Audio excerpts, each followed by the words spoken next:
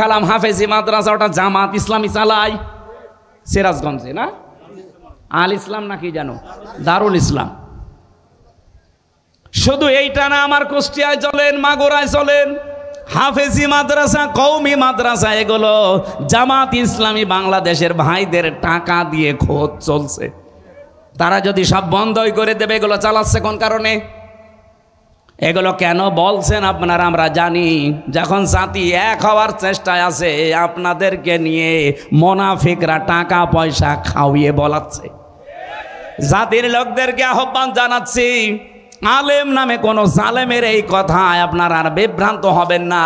এবার যদি একবার পা পিছলে যায়, এই দেশে ইসলাম আসতে কিন্তু অনেক দেরি হয়ে যাবে। জীবনে চর্মচোখে আর দেখতেও পাবেন না যে ইসলাম আসলে কি স্বাদ। আমার তো জীবনের বড় আকাঙ্ক্ষা, চর্মচোখে আমি কিচ্ছু চাই না, শুধু দেখতে চাই ৫৬,০০০ বর্গ মাইল আল্লাহর কোরআন দিয়ে চলছে। এখনো যদি কেউ আমাদেরকে রাজাকার বলতে চান, আমার মনে হয় ওই লোকটার মুখ এই ফজু পাগলার মতো আগুন ধরিয়ে দেওয়া দরকার।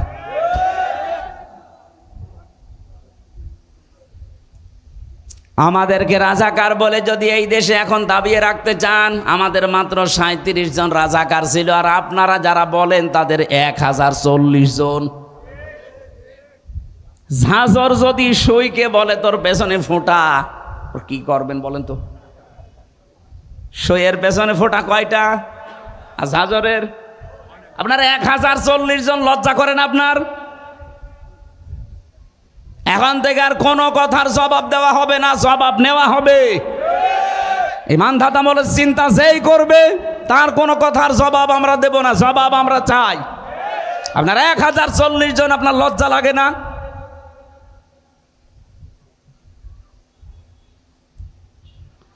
ও সিরাজগঞ্জবাসী, হ্যাঁ আমি জানি অনেকের মন খারাপ হবে, সত্য কথা শুনলে সবার কাছে ভালো লাগে না। এটাই যে আলেমগুলো এখনো দোদুল্যমান অবস্থায় আছেন। আপনি কি কিতাব পড়ে আলেম হয়েছেন? কোরআন বলছে আয়াতুল কিতাবিল মুবিন, এটা স্পষ্ট কিতাবের আয়াত। যারা এর কাছে আসে পড়ে, তারা স্পষ্ট হতে চায়, ওপেন হতে চায়। আর আপনি এখনো বলেন যদি পাস না করি আমার ইমামতি থাকবে। তো এই জন্য গোপনে আসি। থাকেন আপনি গোপনে। ইসলাম এবার আসবে, হয় আপনাকে নিয়ে নয় আপনাকে বাদ দিয়ে। হ্যাঁ কথা বলেন, ইসলাম এবার আসবেই, হয় আপনাকে নিয়ে আসবে না আপনাকে বাদ দিয়ে আসবে। আপনাকে নিয়ে আসলে ভালো।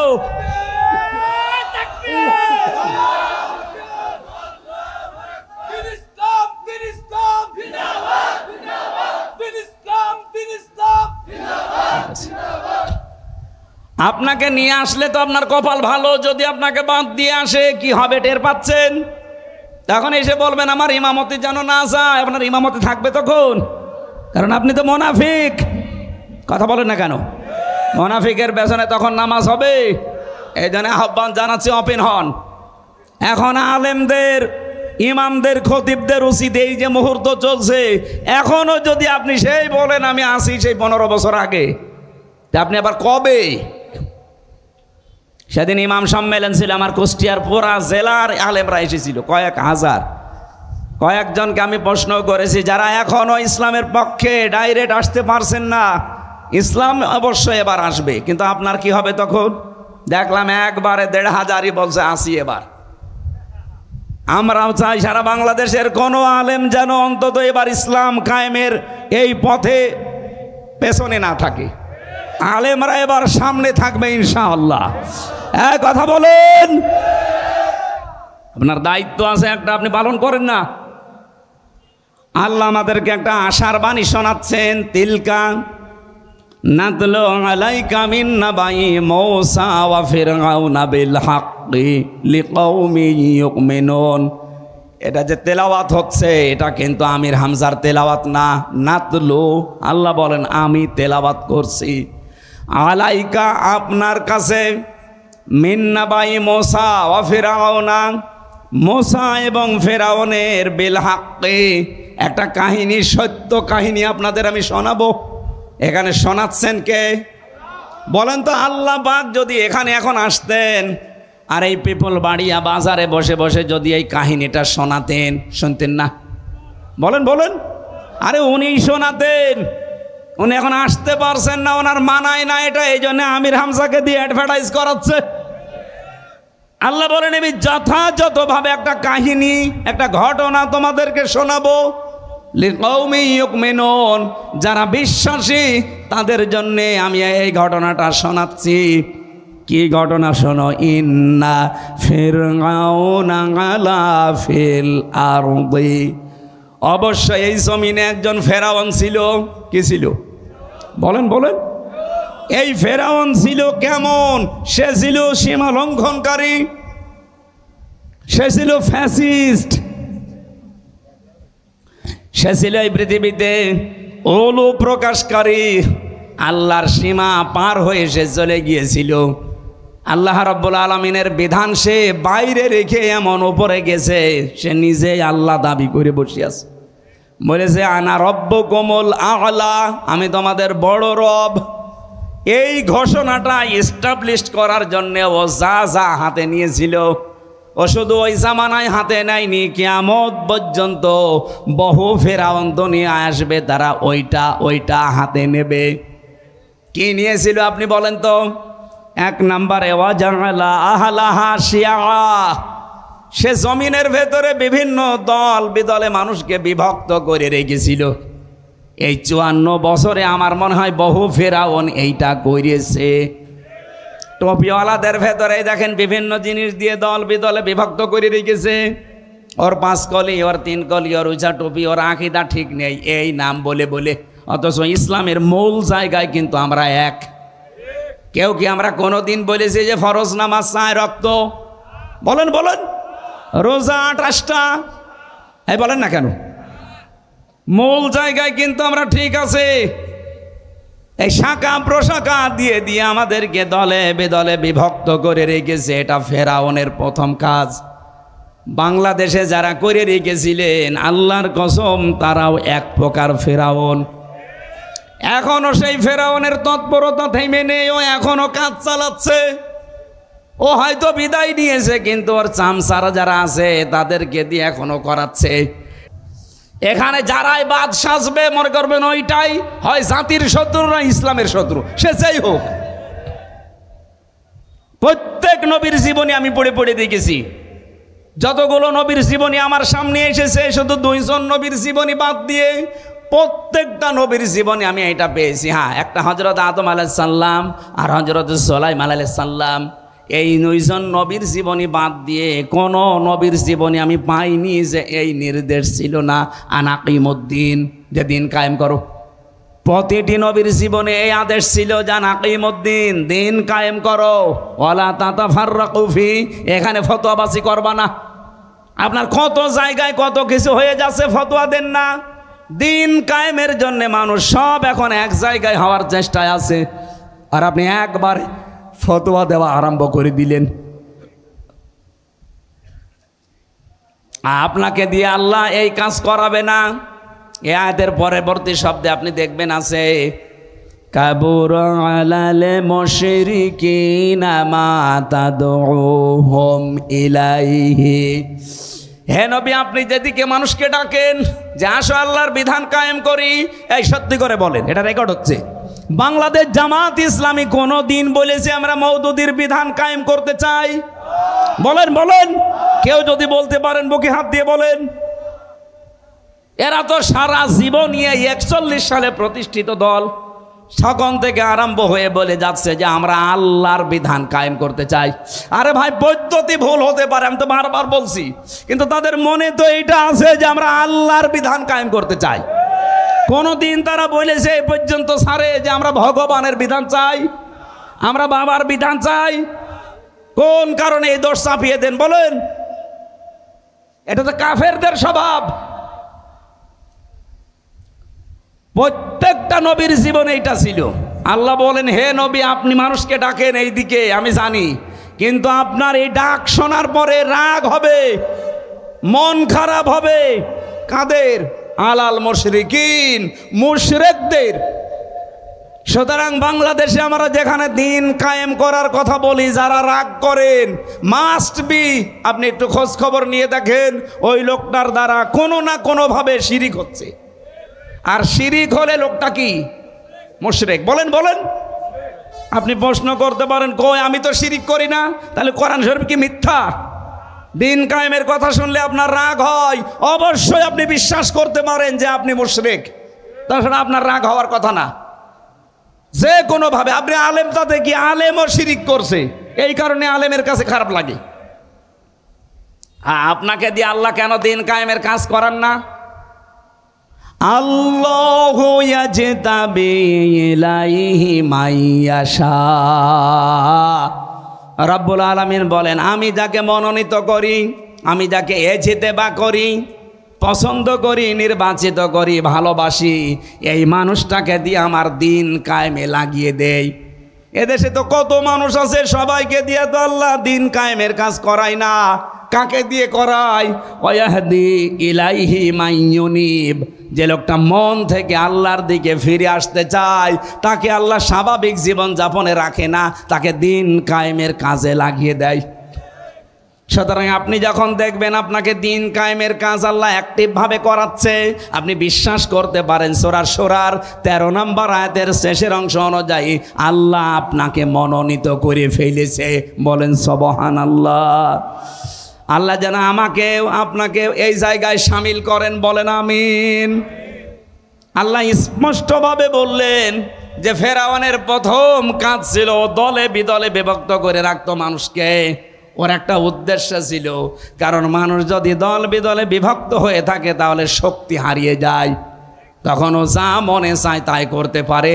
এটা এতদিন এই ফেরাউন হাসিনা করেছে। দেখেন কত দলে বিদলে আমাদের বিভক্ত করে রেখেছিল। এদেশে মানুষ যা, তার চাইতে অনেকের দল বেশি। আমি জেলখানায় একটা লোক পেয়েছিলাম, ও একটা দলের সভাপতি, ওর দলের নাম হচ্ছে আল্লাহর দল, আব্দুল মতিন ওনার নাম। ওনার আমি একদিন বললাম যে ভাই আপনি আল্লাহর দলের সভাপতি, সেক্রেটারি কে? বলছে আমার ছেলে, আর কেউ নেই। সারা বাংলাদেশে উনি সভাপতি, ওনার ছেলে সেক্রেটারি, এই শেষ। এটা হাসিনার করা, দলে বিদলে বিভক্ত করে করে দাদাদের এই হুকুম মতো আমাদেরকে এভাবে করে রেখেছিল। এটা ফেরাউনের নিয়ম। কার নিয়ম? 2 নম্বরে ছিল ইস্তাদঈফু তাইফাতাম মিনহুম, ও দলে বিদলে বিভক্ত করে মানুষদেরকে দুর্বল করে রাখতো। ইউযাব্বিহু আবনাহুম ওয়া ইস্তাহয়ি নিসাহুম, সে ওই দেশের পুরুষদেরকে মেরে ফেলতো, মেয়েদেরকে বাঁচিয়ে রাখতো। এ আয়াতের 2টা তাফসীর হয়। 1 নম্বরে ওই জামানায় ফেরাউন বহু পুরুষ বাচ্চাকে মেরে ফেলেছিল, কোনোদিন শোনেননি? বলেন বলেন। মেয়েদেরকে যে বাঁচিয়ে রাখতো, শোনেননি? তাহলে এখন তাফসীর কিভাবে করবেন? আধুনিক মুফাসসির যারা, তারা আয়াতের তাফসীর করছে এভাবে, যেমন এমন কায়দা ফেরাউন করবে, কিয়ামত পর্যন্ত তো ফেরাউন থাকবে না, কিন্তু ওর পেতাত্তারা থাকবে। ওরা যদি ক্ষমতায় কোনো সময় থাকে, তারা ওই দেশের যারা যোগ্য মানুষ তাদেরকে চেয়ারের পরিবর্তে পেছনে ফেলে রাখবে।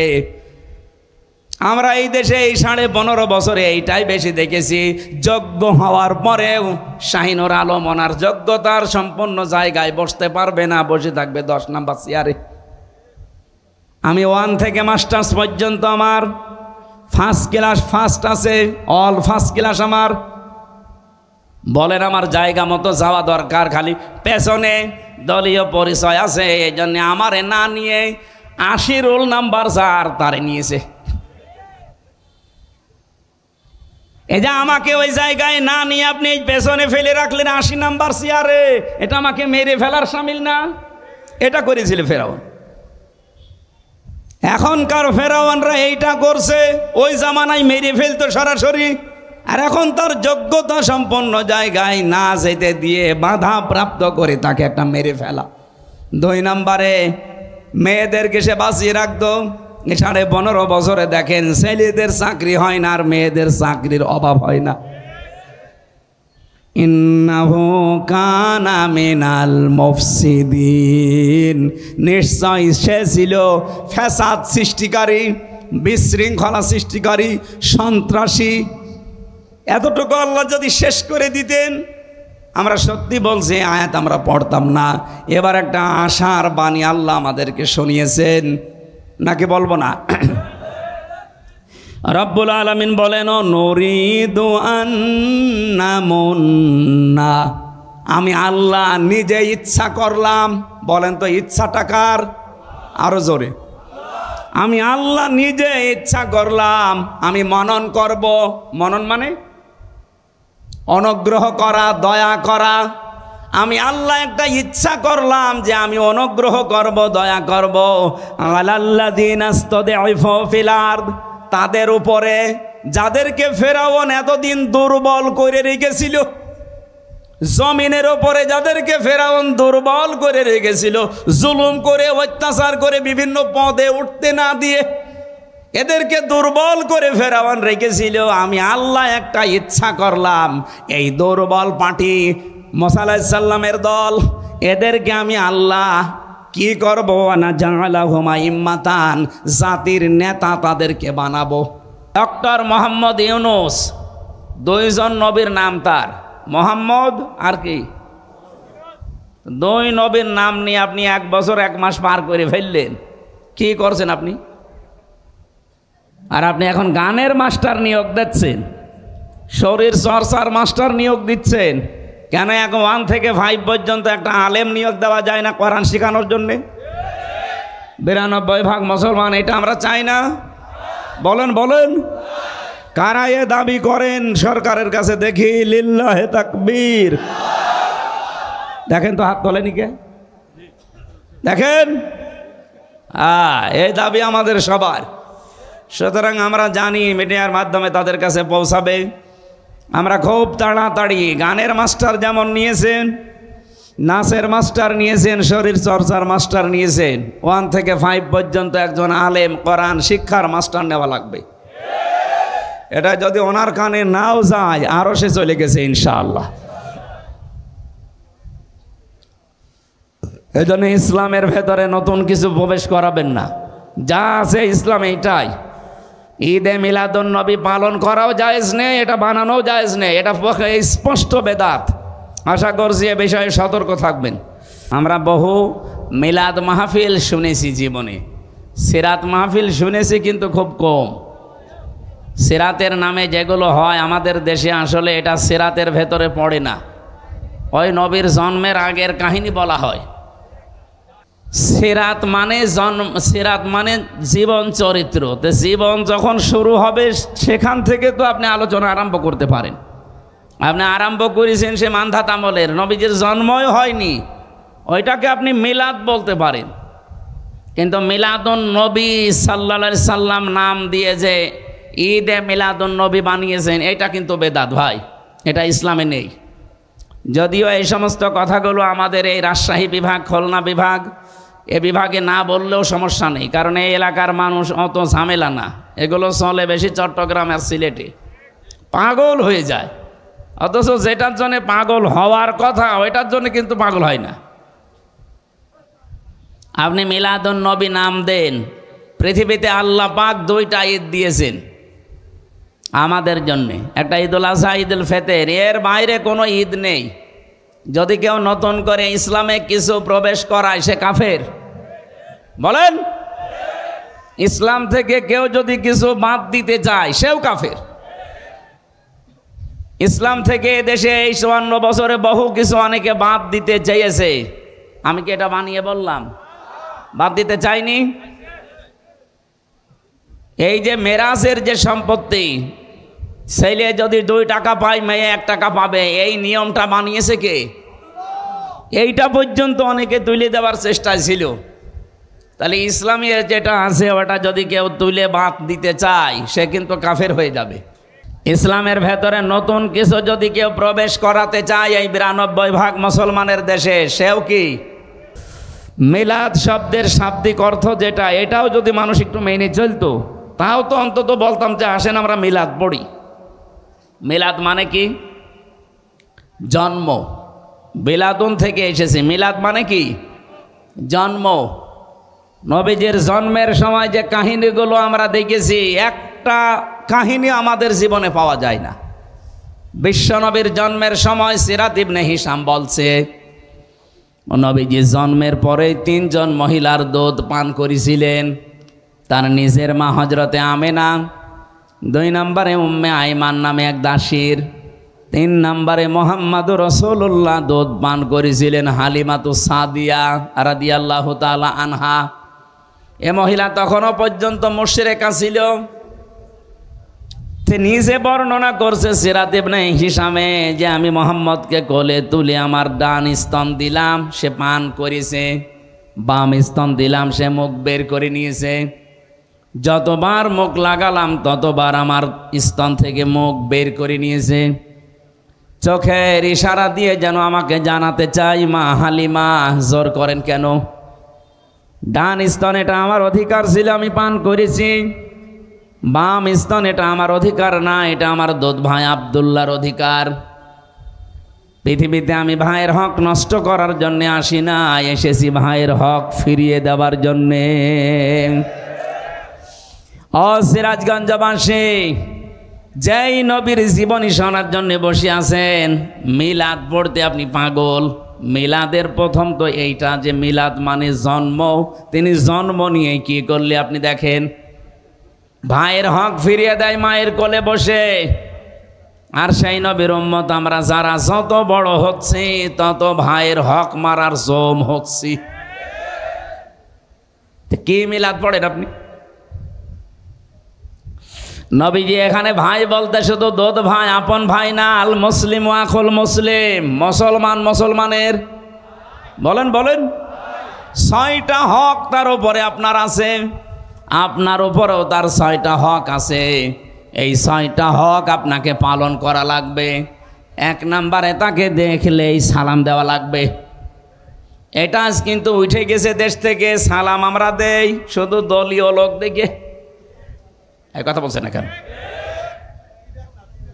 অনেক মানুষের অভ্যাস হচ্ছে আগে টুপি দেখে যে আমার দল কিনা, জব্বা দেখে, জামা দেখে, শরীরে পোশাক আশাক দেখে তারপরে বলে আসসালামু আলাইকুম।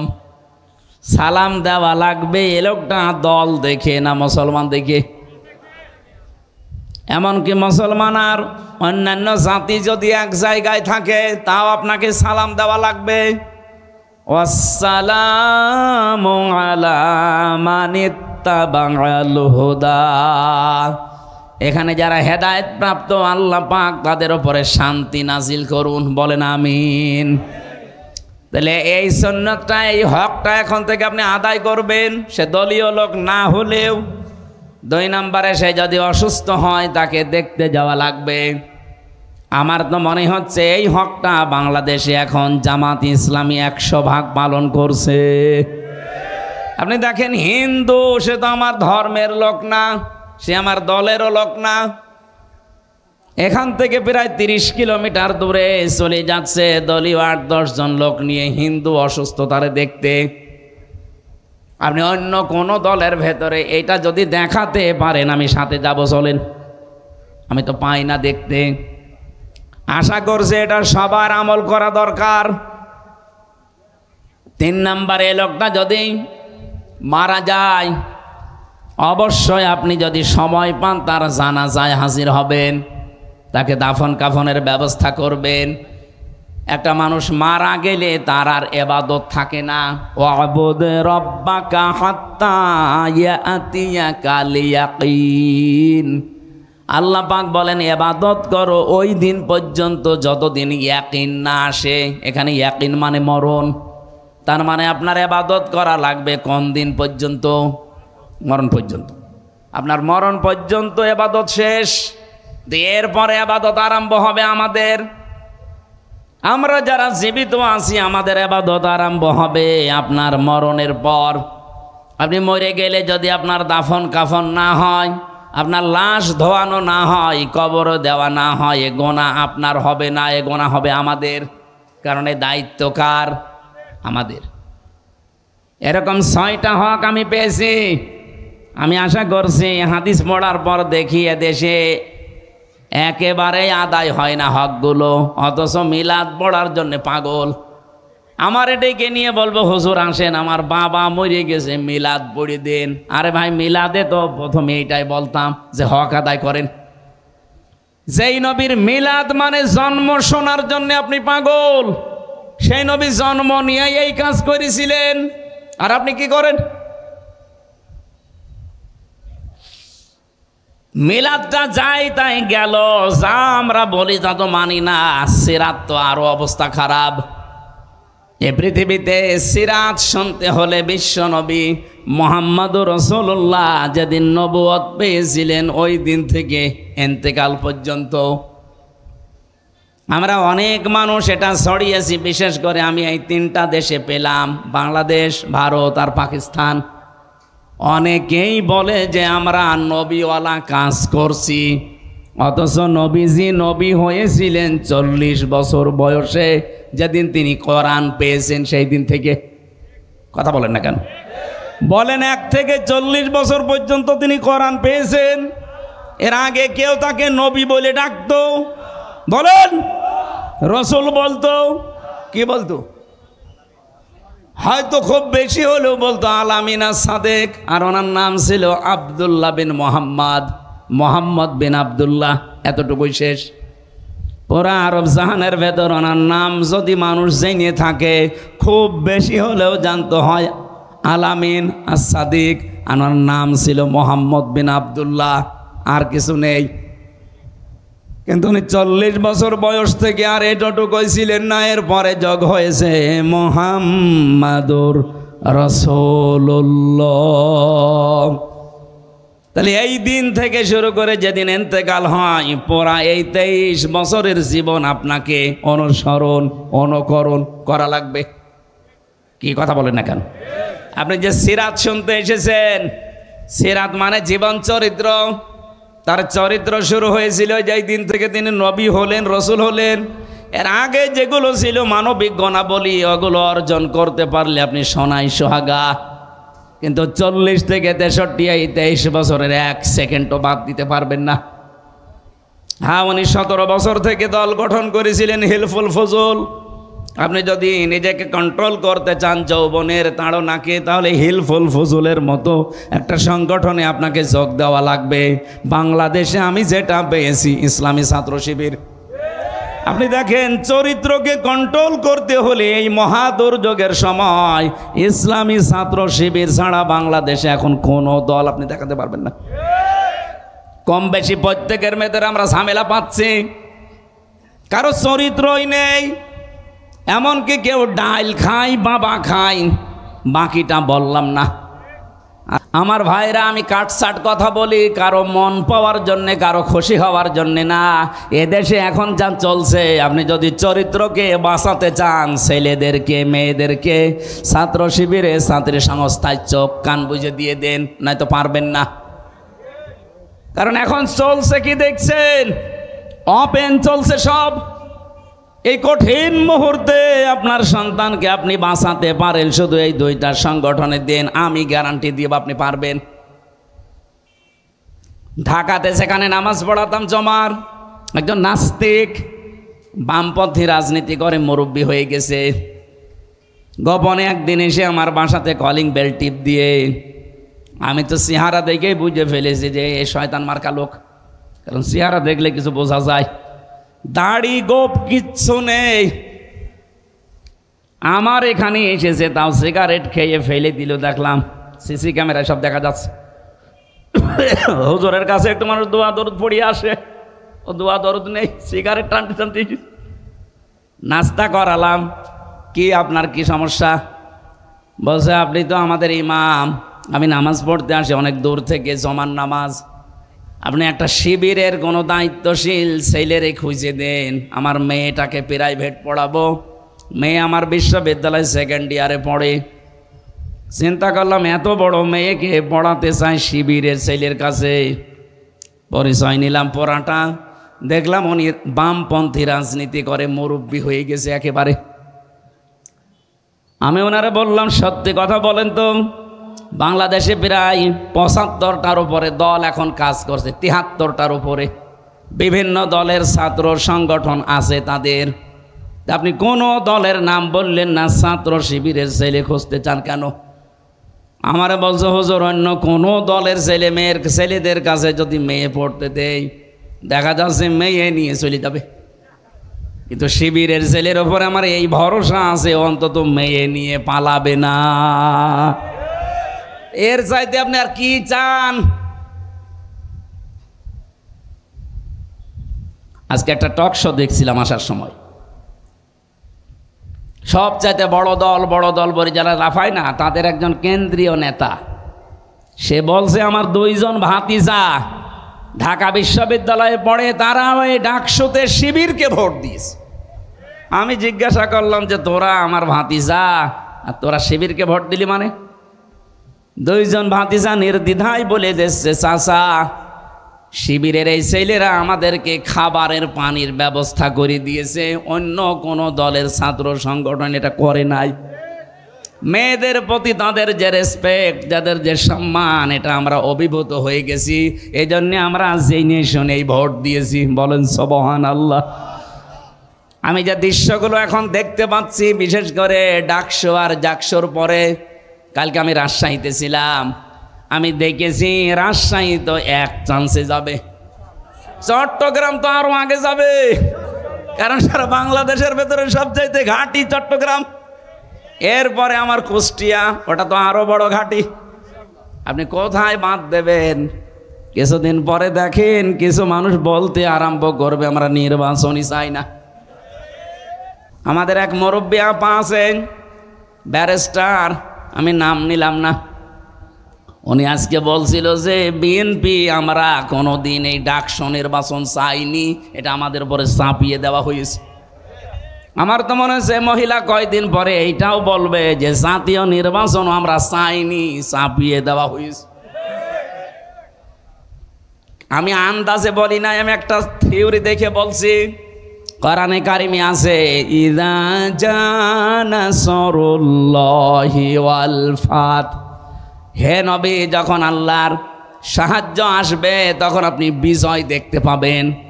বিজয় যদি কেউ আল্লাহর দেখতে পায়, 9টা জিনিস সে দেখতে পাবে। কয়টা? আরো জোরে বলেন। এখানে আল্লাহ একটা একটা করে অনেকগুলো দিচ্ছেন, আপনি তাকান। কোরআন শরীফ পড়ে আমি এই 9টা পেয়েছি, যে বিজয় যদি দেখতে পান আপনি এই 9টা জিনিস অবশ্যই দেখতে পাবেন। ওয়ারাইতান নাসা ইয়াদখুলুনা ফি দীনিল্লাহি আফওয়াজা, হে নবী আপনি দেখবেন দলে দলে পালে পালে মানুষ ইসলামে প্রবেশ করছে। আগস্টের 5 তারিখের পর থেকে তো ছিল কম বেশি, ডাকসুর পরে এই 9 সেপ্টেম্বরের পরে দেখেন মানুষ দলে দলে আরম্ভ করেছে। এই কথা বলেন না কেন? এই 7 দিনের জরিপ দেখছেন, 9 থেকে এই 17, মাত্র এই 7 দিনে বাংলাদেশে কত মানুষ অলরেডি ইসলামে সব ফেলে দিয়ে চলে এসেছে। গত শুক্রবারে আমার হাতে প্রায় 18 জন, তাও মোড়ল সব এলাকার। ওরা এসে বলছে, হুজুর এতদিন আমরা মানুষের তৈরি করা আইনের পক্ষে ছিলাম, এখন কি যেন মনে হয়ে গেল এই ডাকসু নির্বাচনের পরে মনটাই পাল্টিয়ে গেল। আমরা এখন আল্লাহর তৈরি করা আইন কায়েমের জন্য চেষ্টা করতে চাই, যেটা সব চাইতে বাংলাদেশে এগিয়ে আছে জামাত ইসলামী। নবীদের হাদিস পড়েছিলাম, আন ইবনে ওমর রাদিয়াল্লাহু তাআলা আনহু قال قال النبي صلى الله عليه وسلم فاتبعوا الصياد الاعظم, নবীজি বলেন যারা ইসলাম কায়েম করতে অগ্রণী ভূমিকা পালন করছে তোমাদের ভেতরে, যাদের দ্বারা ইসলাম কায়েম হওয়া দ্রুত সম্ভব, তোমাদের উচিত হচ্ছে তাদেরকে অনুসরণ করা, পেছনে থাকা।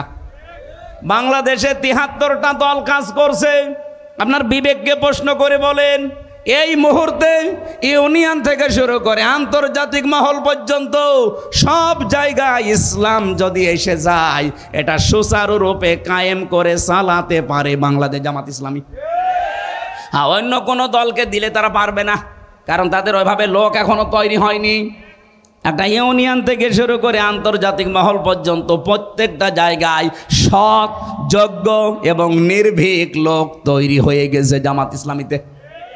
তাহলে হাদিস ছিল কি, ফাত্তাবিউস সিওয়াদাল আযম, যারা দুনিয়াতে তাড়াতাড়ি ইসলাম কায়েম করতে পারে ফট করো, ইত্তেবা করো, অনুসরণ করো।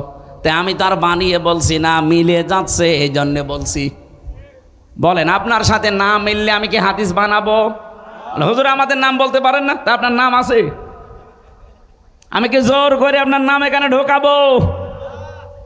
যাদের ঢুকতেছে তাদের ঢুকিয়ে দিলাম, আপনার তো ঢোকে না। আমার ভাইরা কথাগুলো বিবেকের আয়না দিয়ে একটু ভাবেন। এই 18 জন শুধু আমার মতো আমির হামজা না, সবগুলো এলাকার লিডার। কুষ্টিয়া সদর আর ইবি থানায় বাড়ি, আপনি খোঁজ নেন। জমার দিন নামাজ পড়ার পরে সব এসেছে রাতের বেলা। আমি বললাম ঠিক আছে, কালেমা পড়ানো লাগবে, বলছে না কালেমা মুখস্থ আছে, কিন্তু ভুল পথে ছিলাম। এই যে ভুল পথে ছিলাম এইটা ওর মনের ভেতরে আন্দোলিত করে দিয়েছে কে? বলেন বলেন। এতদিন তো তারা আসে নাই। রব্বুল আলামিন বলেন আমার সাহায্য যখন আসবে আপনি বিজয় দেখতে পাবেন। বিজয়ের প্রথম নমুনা এইটা যে দলে দলে পালে পালে মানুষ দেখবেন ইসলামে প্রবেশ করছে। এই জন্য এবার একটা আশার সঞ্চার আমার হয়েছে। আমার তেলাওয়াত কিন্তু আয়াত ওই রকমই, আপনি একটু দেখবেন কেমন মেলে। আমার সূরা কসস থেকে পড়া আজকের আয়াত, 2টা আয়াত মাত্র পড়েছি। যদিও সিরাতুন নবী সাল্লাল্লাহু আলাইহি ওয়াসাল্লাম এ মাহফিল আমি সাজিয়ে নেব কোরআনের আয়াত দিয়ে ইনশাআল্লাহ। কারণ কোরআন দিয়ে কথা যারা বলে, নবীজি বলেন তারা সত্য কথা বলে। বলেন সুবহানাল্লাহ। মান ক্বালা বিহি সাদাকা, যারা কথা বলে কোরআন দিয়ে তারা সত্য কথা বলে। এই গ্যারান্টি দিচ্ছেন কে? না আল্লাহ না, নবীজি। অমান আসদাকু মিনাল্লাহি কিলা, আল্লাহর চাইতে সত্য কথা আর কেউ বলে না। এবার আসেন আমরা সরাসরি কোরআনে প্রবেশ করি। সূরা কসস এর বাংলা অর্থ হচ্ছে ঘটনা বা কাহিনী সমূহ। বহু কাহিনী আল্লাহ এর ভেতরে দিয়েছেন। একটা কাহিনী আমাদের এই দেশের সাথে এখন পুরাপুরি মিলে যাচ্ছে, এই জন্য এটা তেলাওয়াত করলাম। তাসিম মিম হরফে মুকাত্তাআত। যদিও কিছু কিছু মুফাসসিরিনে কেরাম এর বাংলা একটা অর্থ বের করেছে, কিন্তু আমরা ওইটা বিশ্বাস করি না। আল্লাহর ঘোষণা আল্লাহু আ'লামু বিমুরাদিহি, এর আসল অর্থ আল্লাহ জানে, এজন্য ছেড়ে দিলাম, জান আর দরকার নেই। যদি এটা নিয়ে বেশি নাড়াচাড়া করতে চান শেষে ঈমান হারা হয়ে যাব। আমার কুষ্টিয়ার লালন ভক্ত যারা আছে তারা আবার এটা নিয়ে বেশি নাড়াচাড়া করে, শেষে নিজের ঈমানই নেই। আল্লাহ যেহেতু নিষেধ, রাসূলের নিষেধ, আমরা আর ভেতরে যেতে চাই না, এ পর্যন্তই থাক। এবার আসেন যেখান থেকে ভেতরে যাওয়া যায়। তিলকা আয়াতুল কিতাবিল মুবিন। আল্লাহ পাক বলেন এই আয়াতগুলো, এই যে এখন বলবো যেগুলো, এই আয়াতগুলো স্পষ্ট কিতাবের আয়াত। আল্লাহর ঘোষণা দেওয়ার আগেই আমরা পেলাম কিতাবের আগে আলিফ লাম। আল্লাহ পাক যদি এখানে কিতাবের আগে আলিফ লাম না দিতেন আমরা অর্থই করতে পারতাম না। আল্লাহ বলেন এই কিতাব, এই আয়াতগুলো স্পষ্ট কিতাবের আয়াত। আমার প্রশ্ন এখন, যারা আমার ডানে বামে বসে আছেন, সামনে পেছনে আছেন, বলেন তো কোরআন আমাদের কাছে স্পষ্ট না অস্পষ্ট? না না, হয়নি। এখানে যারা বসে আছেন আমি ওইটা বলতে চাইনি, আমি বলতে চাচ্ছি যারা বললেন আমার কাছে কোরআন স্পষ্ট। আপনি পড়া কোরআন শরীফ থেকে ৬৬৬৬টি আয়াতের অর্থ বলতে পারবেন? আপনি একটা আয়াত দিলে ব্যাখ্যা করে এর শেষ নামাতে পারবেন? তা আপনার কাছে স্পষ্ট হয় কি করে? আপনি তো এর কাছে আসেন না। এর কাছে যেভাবে আসা দরকার ওইভাবে এখনো আমরা আসতে পারি না, আর আমরা বলে ফেললাম আমাদের কাছে কোরআন স্পষ্ট। হ্যাঁ, এদেশে একটা রহমত আছে, কোরআন স্পষ্ট করার একটা জায়গা আছে, সেটা জামাত ইসলামী বাংলাদেশ। আপনি এর কাছে এসে দেখেন, বেশি দিন লাগবে না, মাত্র 6 মাস আপনাকে যদি এর ভেতরে রাখতে পারি, আল্লাহর কসম কোরআনও আপনার কাছে স্পষ্টই হয়ে যাবে। 15টা ফর্ম পূরণ করা লাগে প্রতিদিন, ঘর আটকানো লাগে 15টা, এর প্রথম ঘরই আপনি কোরআন পড়েন কিনা আগে লেখেন। কয় আয়াত পড়েন, বুঝে পড়েন না বুঝে পড়েন, ওইটা আবার লেখা লাগবে। বাংলাদেশে এমন কোন দল নেই যে দলের কর্মসূচিতে এরকম পয়েন্ট পয়েন্ট করা আছে দেখান। যদি কয়েকটা থাকেও তারা এখান থেকে হাওলাত নিয়েছে। কে কথা বলছেন এখন? আমি কয়েকটাই পেয়েছি, তাদেরও দেখি এখান থেকে সব ধার করা, হাওলাত নেওয়া। কিন্তু জামাত ইসলামী বাংলাদেশে 15টা পয়েন্ট আপনি 6 মাস পূরণ করে দেখেন, আপনার মনে হবে আমি বিশ্ববিদ্যালয়ে পড়াশোনা করছি। এই জন্য কোরআন স্পষ্ট করতে হলে এই দলে আপনাকে আসা লাগবে। আহ্বান জানাচ্ছি, আসেন, মাত্র 6 মাস থাকেন, জীবন আপনার পাল্টিয়ে যাবে। কারণ এরা নিজেরা ট্রেনিং দিয়ে পাল্টাবে না, কোরআন দিয়ে পাল্টাবে। এই কথা বলেন না কেন? আল্লাহ পাকের পরে দিয়েছেন আল মুবিন কিতাব, শুধু না, এটা কিন্তু স্পষ্ট কিতাব। আল্লাহর যে প্রশংসা আমরা আদায় করি যতগুলো কারণে, তার 1 নাম্বার কারণই এইটা, আলহামদুলিল্লাহিল্লাযী আনজালা আলা আবদিহিল কিতাবা ওয়া লাম ইয়াজআল লাহু ইওয়াজা। রব্বুল আলামিন বলেন, প্রশংসা আমার। যতগুলো কারণে প্রশংসা তোমরা করবা, তার 1 নাম্বার কারণেই, কারণ আমি আমার বান্দার প্রতি এমন একটা কিতাব দিয়েছি যে কিতাবের ভেতরে কোনো গোপন কথা নেই, কোনো অস্পষ্ট কথা নেই, কোনো বাঁকা কথা নেই, যা আছে সব স্পষ্ট কথা। ও সিরাজগঞ্জবাসী, আল্লাহ বলছেন আমার কোরআনে কোনো বাঁকা কথা নেই, গোপন কথা নেই। এই জন্যেই তো আমরা দেখি এই পৃথিবীতে যারা কোরআনের কাছে আসে আর কোরআন যারা বুঝতে চেষ্টা করে, তাদেরকে মাথায় বাড়ি দিয়েও আপনি আর গোপন রাখতে পারেন না। ওরা কোরআনের কাছে আসলেই যেন ওপেন হতে চায়। এই কথা বললেন না? হযরত ওমর কোরআনের কাছে এসেছিলেন, বুঝেছিলেন, আর গোপন থাকেননি, ওপেন হয়ে গেছেন। আপনি যার দিকে তাকাবেন তাকান, যারা কোরআন পড়েছে বুঝেছে, ওরা আর কেউ গোপনে ছিল না, সব ওপেন হয়ে গেছে। দুঃখজনক হলেও সত্য, বাংলাদেশে আমরা অনেক আলেম পর্যন্ত এখনো আছি বলে, হুজুর আমি গোপনে আছি। আপনি আর কতদিন গোপনে থাকবেন বলেন? এত ওপেন হওয়ার পরও আপনার এখনো সময় হয়নি। আপনি এখনো যদি বলেন আমি গোপনে আছি, কেন বলেন? আমি জানি। সেদিন আমাকে ঢাকা থেকে একজন বলছিল, হুজুর যেভাবে কথা বলা আরম্ভ করেছেন, আমারও মনে চায় আমি স্পষ্টভাবে প্রকাশ্যে কোরআনের পক্ষে কাজ করি, কিন্তু মনের ভেতরে একটা ভয়, যদি এবার ইসলাম না আসে তাহলে আমার ইমামতি থাকবে তো। আরে শয়তান, ওই ইমামতি নিয়ে আস। আর আপনার কাছে কেন এমন মনে হয় এখনো যে ইসলাম এবার আসবে না? বলেন, কোন ছেলে যদি মাইক হাতে নিয়ে এলাকার মানুষকে বলে যে আমার বাবার জমি আমি পাই কি না পাই আমার সন্দেহ লাগে, তাহলে এটা কি বৈধ সন্তান না অবৈধ? আরো জোরে বলেন। লোকজন বলবে না যে তোর বাবার সম্পত্তি তুই পাবি না, মানে এলাকার লোক পাবে। 92% মুসলমান এই দেশে, যে ঝড় উঠেছে। আরে শুধুমাত্র সিরাজগঞ্জের এই সদর থানা না, সারা বাংলাদেশের 630টা থানায় আমার কম বেশি এখন যাওয়া। আমি দেখছি সারা দেশে যেভাবে ঝড় উঠেছে, ইসলাম এবার সংসদে যাবে। হ্যাঁ, কিছু চাপাবাজ আছে, ওদের চাপাবাজও বন্ধ হয়ে যাবে। এখনো পর্যন্ত ওদের মুখ জোর কমে না। এখনো ওই সেই মান্ধাত আমলের চিন্তায় আছে যে আমরা বড় দল, বড় দল জিকির করতে থাকেন, বাকি সব সিয়ার ইসলাম নিয়ে যাক।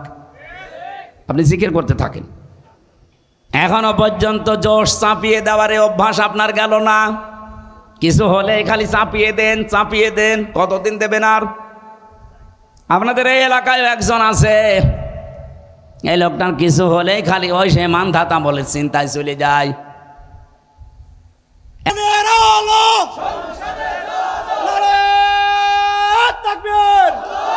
আরে ভাই, আমি কোরআন শরীফ মাথায় নিয়ে বলতে পারি, অন্য যারা রাজনীতি করছেন তাদের কোনো আদর্শ আছে আপনি বলেন? খালি মারিং কাটিং ছাড়া কি আদর্শ আছে তাদের বলেন? খালি ধান্দাবাজি আর চাঁদাবাজি। এ জেলায় হয়তো এখনো শুরু হয়নি। এদের আদর্শ কি আপনি বলেন? খালি ধান্দাবাজি আর চাঁদাবাজি। কিন্তু ইসলাম দিয়ে যারা এদেশে রাজনীতি করে তাদের ধান্দাবাজিও নেই, চাঁদাবাজিও নেই। আমি প্রথম শব্দেই বলেছিলাম জামাত কর্মী, সমাজকর্মী। আল্লাহ রাব্বুল আলামিন, আমরা একটা একটা করে বলতে পারতাম, গলা বসে যাচ্ছে, সকালবেলা থেকে 5-6টা করে অনুষ্ঠান। যতটুকুই বলেছি আল্লাহ জানে আয়াতগুলো আমাদেরকে এবার দেখান। আরো জোরে বলেন। সম্মানিত মা বোন যারা এসেছেন, আল্লাহ রাসূলের পথে চলতে গিয়ে পৃথিবীর কারো অনুসরণ করার দরকার নেই। এতে যদি দুনিয়ার সব হারিয়ে যায়, যাক। আল্লাহ আপনাদেরকে হযরতে আসিয়ার মতো যেন কবুল করেন, আল্লাহুম্মা আমিন। লা ইলাহা ইল্লা আনতা সুবহানাক ইন্নী কুনতু মিনাজ জালিমিন। রব্বুল আলামিন, চাতক পাখির মতো এরা এই কাদা জায়গা, ভেজা জায়গায় বসে আছে। কোরআনে কারীম শোনার জন্য এত পাগল, এদেরকে তুমি অমরের মতো বানিয়ে দাও। সওয়াবগুলো যদি দিয়েই থাকো, কিছু নবীজির রওজায় পৌঁছিয়ে দাও। পৃথিবীর মাটির নিচে যারা ঘুমিয়ে গেল, এদেরকে মাফ করে দাও। মা বাপ আমরা যারা হারিয়ে ফেলেছি, আমাদের মা বাপকে জান্নাতুল ফেরদাউস দিয়ে দাও। এ মাহফিলটা বাস্তবায়নে এই হরিণা পিপল বাড়িয়া বাজারের এলাকার মানুষেরা যেভাবে কষ্ট করেছে, পয়সা দিয়েছে, আল্লাহ তুমি তাদেরকে ওসমানের মতো মঞ্জুর করে নাও। সম্মানিতা মা বোনদেরকে তুমি হেফাজত করো আল্লাহ। এরাও হযরতে আসিয়ার মতো কঠিন পরীক্ষা দিতে যাচ্ছে, এদেরকে তুমি মেহেরবানি করে বাঁচাও। এদের ঈমান আমল নিয়ে হেফাজত করো। এদের জীবনে অনেক রোগ শোক আছে, তুমি তাদেরকে মুক্ত করো। আমার কণ্ঠটা অধিকাংশ সময় বসে যায়, আল্লাহ আমি ভিক্ষা চাই, আমার কণ্ঠটা কোরআনের জন্যে তুমি ভিক্ষা দাও। আমার শরীরটাকে তুমি আগের অবস্থায় ফিরিয়ে দাও। সম্মানিত সভাপতি আল্লাহ আমার আরাফাতের ভাই আলহাজ সাইদুল আলমকে কবুল করো। প্রধান অতিথি অধ্যক্ষ শাহিনুর আলম ভাইকে কবুল করো। যত অতিথি এসেছি আল্লাহ মঞ্জুর করো। এ বাজারে যারাই ব্যবসা বাণিজ্য করে, এদের বরকত দিয়ে ঢেলে দাও। বারাকাল্লাহু লানা ওয়া লাকুম ফিল কোরআনিল আযীম। কখন কার কাছে আজরাইল এসে যায় জানি না। জীবনের শেষ কথা যেন এইটা অন্তত বলতে পারি, লা ইলাহা ইল্লাল্লাহু মুহাম্মাদুর রাসূলুল্লাহ।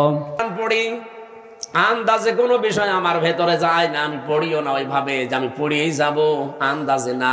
যে কোনো শব্দ নিয়ে আমি চেষ্টা করি এর একেবারে নিচে যাওয়ার।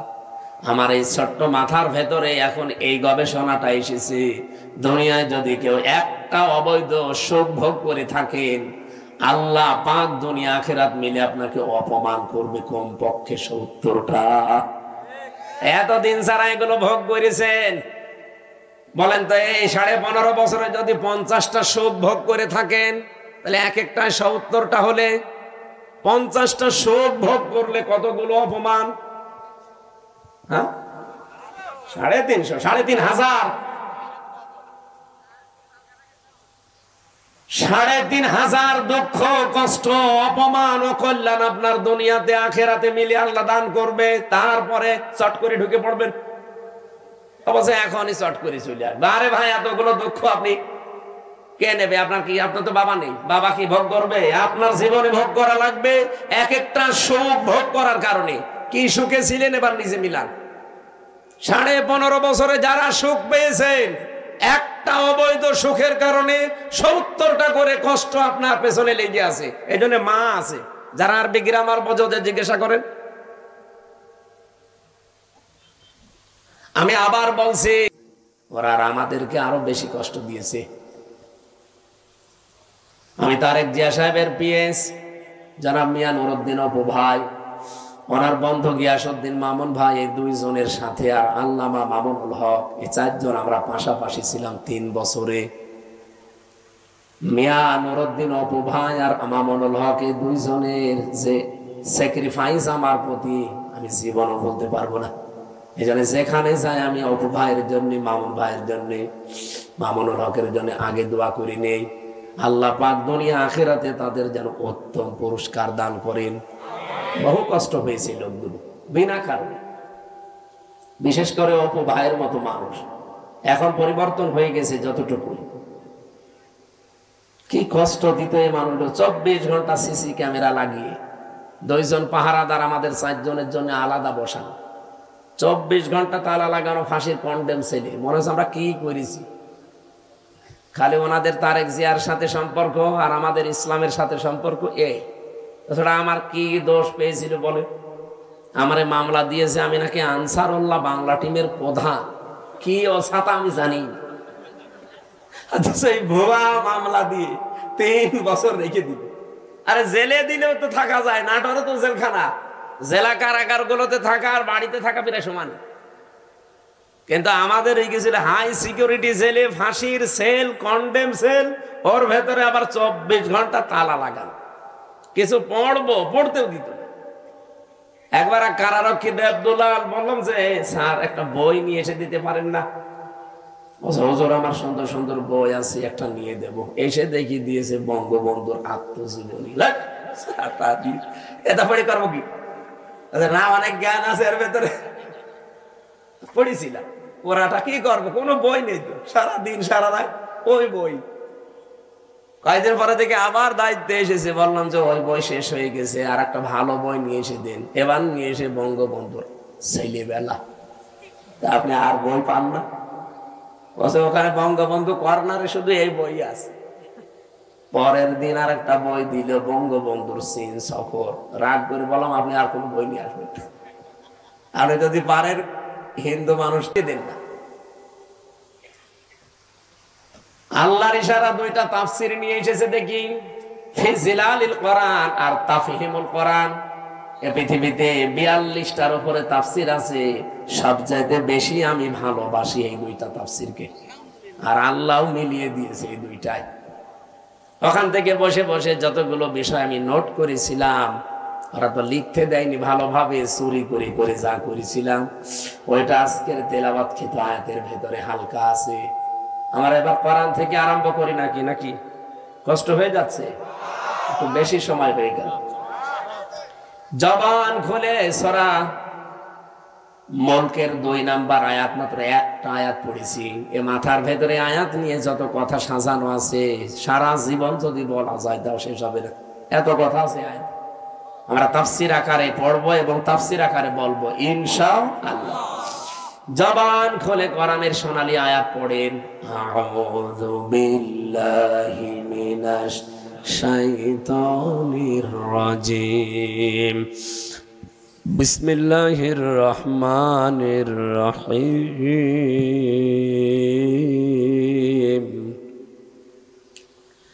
الذي خلق الموت والحياة ليبلوكم أيكم أحسن عملا وهو العزيز الغفور صدق الله العظيم। কোন সূরা জানো? মুলক। মুলক মানে রাজত্ব।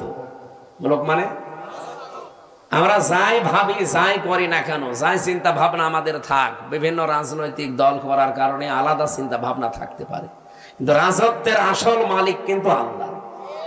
এটা আপনাকে বিশ্বাস করা লাগবে। যদি এর ভেতরে অন্য কেউ ঢোকে আপনি মুশরিক।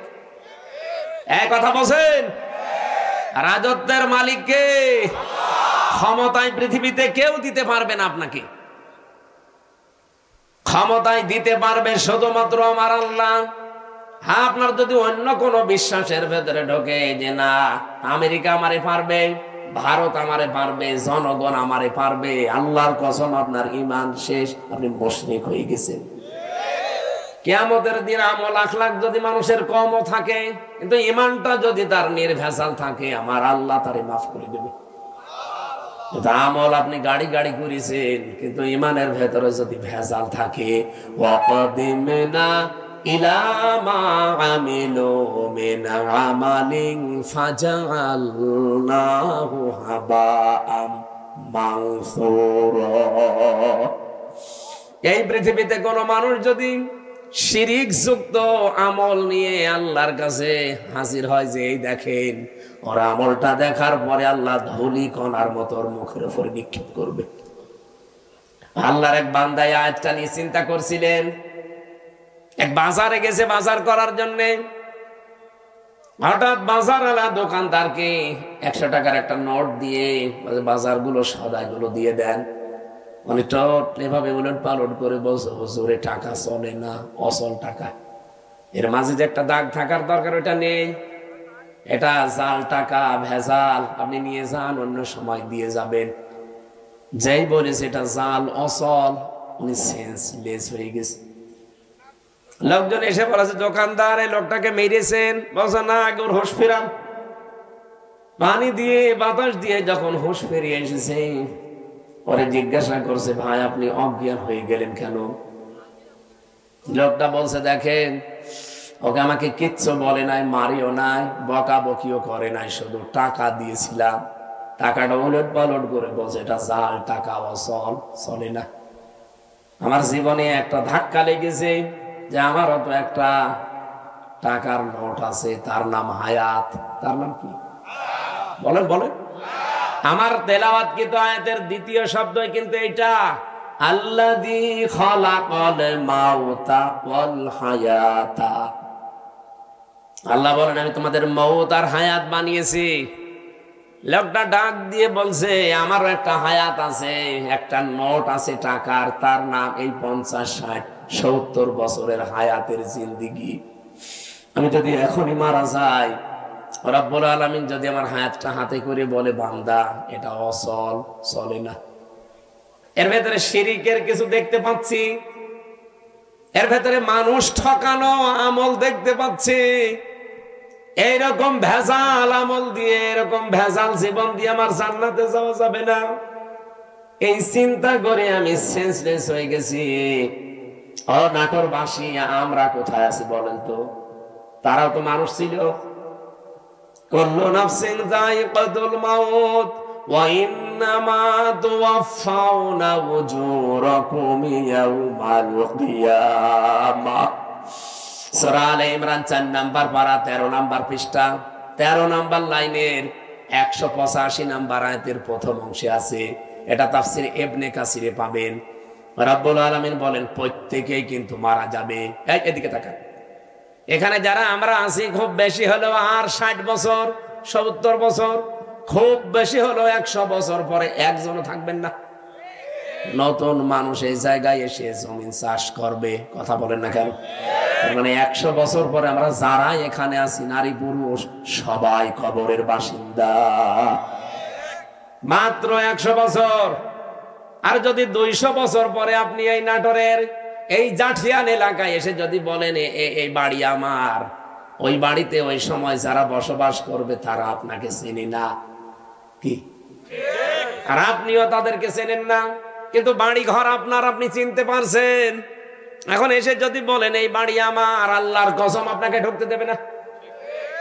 আমি আমার নিজেরটা বলছি, এই যে কোরআন আমার সামনে, আমি জেলখানায় গিয়ে এগুলো আরো বেশি উপলব্ধি করতে পেরেছি, কারণ একা একা থাকতাম। আমার বাবার নাম রিয়াজউদ্দিন, তার বাবার নাম জাহান আলী, তার বাবার নাম নওয়াজ আলী। এরপরে আমি আর চিনি না, সত্যি কথা বলছি, এরপরে পুরুষ আমি আর চিনি না। আর আমি নওয়াজ আলীকে দেখি নাই, আমি জাহান আলী পর্যন্ত দেখেছি। এখন এই নওয়াজ আলীর বাবা মাত্র 70-72 বছর আগে মারা গেছে। এই লোকটা এখন যদি এসে বলে কুষ্টিয়ায় এই 2 তলা বাড়ি আমার, এই ভিটা আমার, ওর দাঁত মুখ খুলে ফেলবো না? ভণ্ডামি করা যায়? কিসের নওয়াজ আলীর বাপ আপনি? আমি তো নওয়াজ আলীকে চিনি না। এক কথা বলছে না কেন? বলেন তো আমার বাবা রিয়াজউদ্দিন, জাহান আলী, নওয়াজ আলী, তারপরে আমি চিনি না। আমি তাও 3 পুরুষ পর্যন্ত বললাম। এ ভাইরে জিজ্ঞাসা করেন তো, 3 পুরুষও পারবে না? খুব 2টা পারবে মনে হয়। তাহলে ওনার 3 পুরুষের আগে 4 নাম্বারটা যদি এখন এসে নাটোরে ওনার বাড়িতে বলে যে এটা তো আমার বাড়ি ছিল, আমি এখানে থাকতে চাই, কসম আল্লাহর যত বড় দাড়ি হোক ও বাড়ি উঠতে দেবে না। বলবো আপনার জায়গা না থাকলে মসজিদে থাকেন, সকালবেলা চলে যান।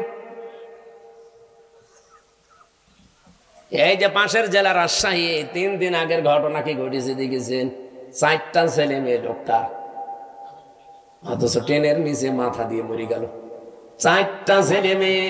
8 মাস আগে তার বউটা মারা গেছে। না, আমি শুধুমাত্র ওই ছেলে মেয়েকে দোষ দেই না, ওই বাবারও দোষ আছে। কারণ কোরআনে কারিমের যে নির্দেশগুলো ছিল সন্তান হওয়ার পরে 11টা, আপনি খালি জন্ম দিয়ে ছেড়ে দেবেন তা না, ওই 4টা ছেলে মেয়েকে যদিও কোরআনে বর্ণিত 11টা শিক্ষা দিত, যে বৌমা 2টার কারণে লোকটা আত্মহত্যা করলো, ওই রকম বউ ছেলেরা 14টা বাদ দিয়ে দিত। আমাদের জাতির পিতা হযরত ইব্রাহিম আলাইহিস সালাম তার সন্তান ইসমাইলকে বলেছিলেন যে তোমার ঘরের চৌকাঠটা পাল্টিয়ে ফেলো, তার মানে তোমার এই বর আচরণ ভালো না, এরে পাল্টিয়ে ফেলো। উনি কিন্তু বুঝে ফেলেছিলেন যে বাবার মনে দুঃখ দিয়েছে।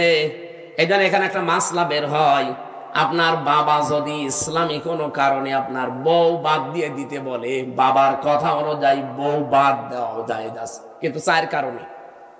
আপনি বাবা ওই যে যৌতুকের টাকা পাইনি এই জন্য বাদ দিতে বলছে, ওই রকম বাবার কথা মানা যাবে না। এরকম বাবা আছে না, যে চাহিদা ছিল সে পর্যন্ত হয়তো পূরণ করতে পারেনি।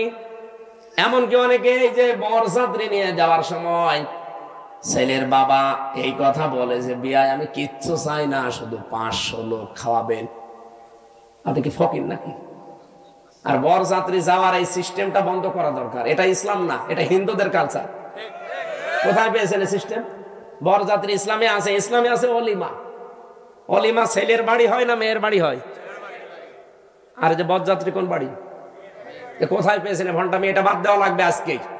যারা এখানে আছেন মুসলমান, অন্তত অন্য ধর্মের লোক নেই, আজকে থেকে হিন্দুদের এই কালচার বাদ। কোন বাড়িতে কেউ বরযাত্রীর দাওয়াত দিলে যাবেন না। বলে না ও হারাম, আমি খাবো কোন কারণে? কারণ মেয়ের বাবা যদি মন থেকে আপনাকে কিছু না দেয়, যা নেবেন একটা পান নিলেও পানটাও হারাম। আর আপনি মরণের খাওয়া খান, যে 10 পিস করে গোস্ত খায়, তারপরও বলে না কিছুই হয়নি। তোর হবে কি করে? ও তো রাক্ষস। বরযাত্রী দেওয়া যাবে? গিয়েছেন কোনদিন? এটা বন্ধ করা লাগবে। অলিমা করবেন, অলিমা করা যায় আছে। আমি এই কথাটা 3-4 বার বলতাম না, কারণ আমার ছেলে নেই, আমার 3টা মেয়ে, আমার আবার বাঁচা লাগবে না। যদিও ইসলামে আছে, তারপরও আমার নিজেরও বাঁচা লাগবে ভাই। বারবার করে বলছি বরযাত্রী যাওয়া, অলিমা করা হয় ছেলের বাড়িতে, ছেলের বাবারা বুঝুক না। এই যে এই লোকটা ট্রেনের নিচে মাথা দিয়ে মরে গেল, এই যদি ছেলে মেয়েকে আল্লাহর পরে মা বাবার স্থান, এটা যদি কোরআন থেকে হাদিস থেকে ছোটবেলা থেকে শেখাতো এই দিনটা, তাহলে এই 2টা ছেলে ওর বউ দরকার হয় বাদ দিয়ে দিত, তারপরও বাবাকে ভাবে বাড়ি থেকে বের করে দিত না। লোকটা সারাদিন বাড়িতে জায়গা পায়নি, শেষ পর্যন্ত স্টেশনে না খেয়ে সারাদিন ছিল, সকালবেলা যে মরে গেছে। এরকম সন্তান যেন কারো না হয়। আরে সন্তানের তো শুধু দোষ না ভাই, আপনি ওইভাবেই তৈরি করেছেন তাকে।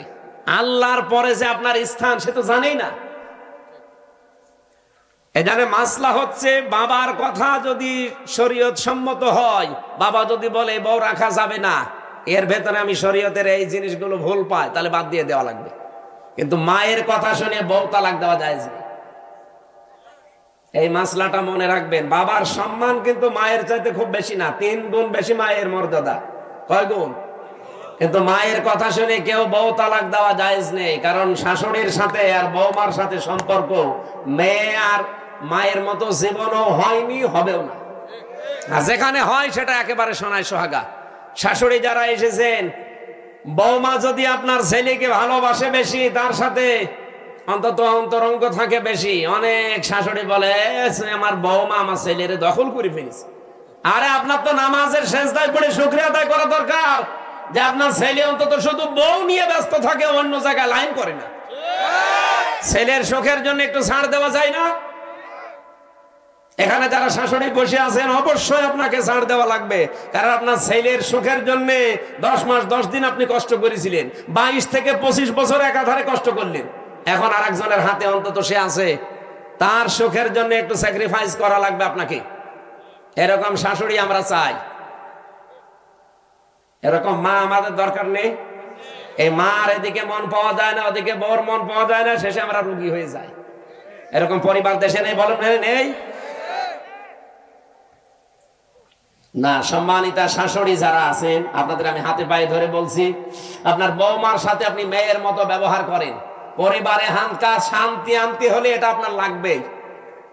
খালি খাই খাই নাই নাই এ করে করে যে অশান্তি তৈরি করে রাখেন ছোটখাটো জিনিস নিয়ে। হয়তো বৌমার জন্য 1000 টাকার দিয়ে একটা শাড়ি কিনেছে, মায়ের জন্য 800 টাকা দিয়ে, 200 টাকা কম বেশি এই ঝগড়া চলছে। আমি কি বেশি বলে ফেললাম? এরকম পরিবার দেশে নেই? আপনি মনটা উদার করতে পারেন না যে আমি তো সারা জীবন অন্তত ভোগ করেছি, এখন যুবতী মেয়ে ওরা করুক। আর আপনার বাইরের মানুষও তো আপনার ছেলের